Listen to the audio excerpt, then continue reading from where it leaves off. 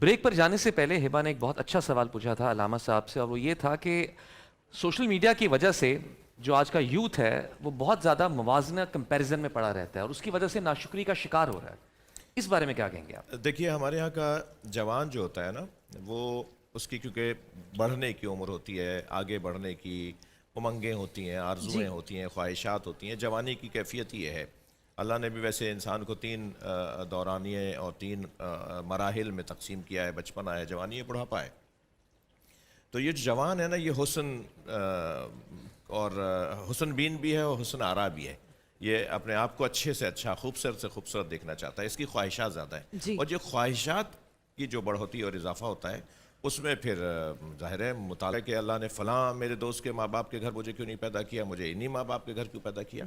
تو اس جوان کو خاص طور پر، اور یہ ناشکری کے الفاظ، یہ ناشکری کے الفاظ ہے، یہ اس جوان کو یہ کہا جائے گا کہ تم یہ جو سوچ رہے ہو اس کو ذرا صفحہ پلٹ کے دیکھو، اینک بدل کے دیکھو. سارا مسئلہ بھی ویسے اینک کا ہی ہے. سارا مسئلہ وہ سرخ شیشوں کی اینک لگائیں تو شلجم پہ چقندر نظر آتا ہے. تو شیشہ بدلنا ہے، اینک بدلنی ہے، دید بدلنی ہے.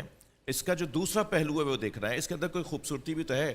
بہت زیادہ واقعات اور روایات اور احادیث ہمارے پاس ہیں کہ اس کا جو مثبت پہلو ہے اسے بڑھانے کی ضرورت ہوتی ہے، اس اچھی چیز کو بڑھانے کی ضرورت ہوتی ہے. محمود و ایاز کا بڑا مشہور واقعہ ہے. یہ محمود غزنوی کا نوکر تھا، غلام تھا ایاز، اور ایاز نوکر ہوتے ہوئے بادشاہ کے دربار میں وزیروں کے ساتھ بیٹھتا تھا. وہ تھا تو سید نا، کیا بات ہے، سید بھی تو تھا. کیا بات ہے. یہ بھی تو بات. تو وزراء نے شکایت کی کہ بھئی یہ غلام ہوتے ہوئے وزیروں کے ساتھ بیٹھتا ہے، کیا خوبی ہے؟ کہ ذہین ہے، سمجھدار ہے، ہوشیار ہے، بابصیرت ہے.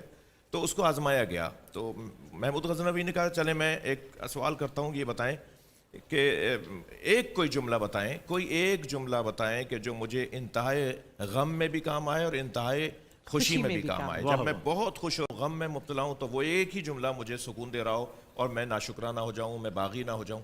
تو سب نے کچھ نہ کچھ کہا، مگر یہ وہ ایک جملہ نہیں بن پا رہا تھا. تو جب ایاز سے کہا تو ایاز نے کہا حضور یہ وقت بھی گزر جائے گا.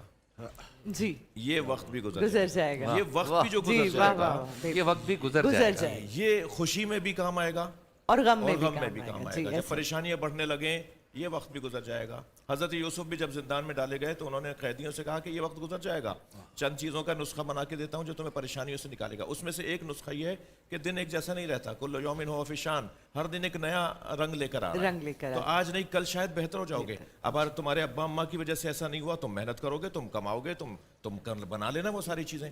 اور پھر سب سے بڑی بات یہ کہ تم نے یہ کیوں بھلا دیا کہ اگر فلاں چیز تمہارے پاس نہیں ہے تو یہ کیوں نہیں بتا رہے کہ کیا ہے تمہارے پاس، اس کے بارے میں کیا نہیں ہے کے پر تو غور کر رہے ہو، کیا ہے اس پر غور نہیں کر رہے. اور گنتی گننے لگو گے تو جو نہیں ہے نا ان کی تعداد کم ہوگی اور جو ہے اس کی تعداد زیادہ ہوگی. بے شک. جی مفتی آپ کچھ کہنا چاہتے ہیں؟ جی وہ جو پہلے بات عرض کر رہا تھا مکمل کر لوں اگر. جی بالکل. میں عرض کر رہا تھا کہ صحابی نے پوچھا یا رسول اللہ راز کیا اتنی لمبی دعائیں اور اتنے لمبے سجدے؟ فرمایا اللہ تعالیٰ کی نعمتوں کا شکر ادا کر رہا تھا. سبحان اللہ. دعا مانگی اور سجدے میں سر رکھا تو اللہ تعالیٰ نے میری تہائی امت کی شفاعت قبول کر لیا ہے. پھر سجدے میں گئے، پھر تہائی امت کی شفاعت. وہ جو قرآن کی آیت میں کوٹ کر رہا تھا انا فتحنا لک فتحا مبینا لیغفر لک اللہ ما تقدم من ذنبک وما تأخر. کیا اے حبیب صلی اللہ علیہ وسلم ہم نے آپ کو فتح مبین عطا فرمائی اور آپ کے اگلے پچھلوں کے گناہوں کو معاف کر. سبحان اللہ. انبیاء معصوم عن الخطا ہوتے ہیں. علامہ صاحب کے استاد گزرے ہیں علامہ غلام رسول سعیدی رحمۃ اللہ علیہ، اور شہنشاہ بھائی بڑی پیاری گفتگو کر رہے تھے. آج مجھے لگ رہا تھا کہ شہنشاہ بھائی صوفی بن گئے ہیں. علامہ رومی کی ایک حکایت جو بیان کر دی ایاز کی، محمود کی، بڑا دلچسپ واقعہ ہے. اور قوم کے نوجوانوں کو ہبا بی بی ایسے معاملات کی ضرورت ہے جو ان کی ہم یہاں بیٹھ کے اصلاح کریں اور ایسی دلچسپ گفتگو ہو جو ان کے اندر جو ہے نا وہ اتر جائے. تو شکر کی جہاں تک بات ہے، شکر ہر حال میں کرنا ہوگا، چاہے وہ نعمتیں ملیں یا نہ ملیں. شکر پھر بھی ادا کرنا ہے کہ وہ محسن ہے، خدا ہمارا محسن ہے. تو جو اتنا بڑا محسن ہے، 70 مئو سے زیادہ محبت کرتا ہے، تو اس کا شکر ادا کرنا ہوگا. ہر حال میں شکر ادا کرنا ہوگا.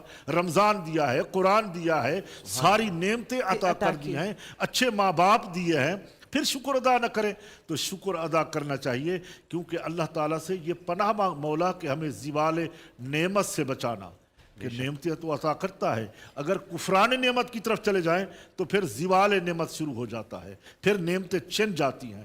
تو میں یہی پیغام دوں گا آج کے آپ کے خوبصورت پروگرام میں کہ یہ علماء کرام جو اصلاح کرنے کے لیے بیٹھتے ہیں، بے شک۔ یقیناً یہ کتابوں کی چھان بین کر کے آتے ہیں، اور سب سے پہلے ہم اپنی اصلاح کرتے ہیں، پھر آگے لوگوں کو پیغام دیتے ہیں۔ تو اللہ تعالیٰ ہمیں بھی عمل کی توفیق عطا توفیق عطا فرمائے، فرمائے۔ ہمیں بھی اللہ تعالیٰ شکران کی نعمتوں سے مالا مال کرے۔ آمین۔ مفتی صاحب سے آپ جی جی سوال میرے کریں۔ میرے سے ایک سوال ہے مفتی ہمدرد بھائی کہ ایک شکر کا ذکر ہو رہا ہے، شکر ہر حال میں کرنا چاہیے،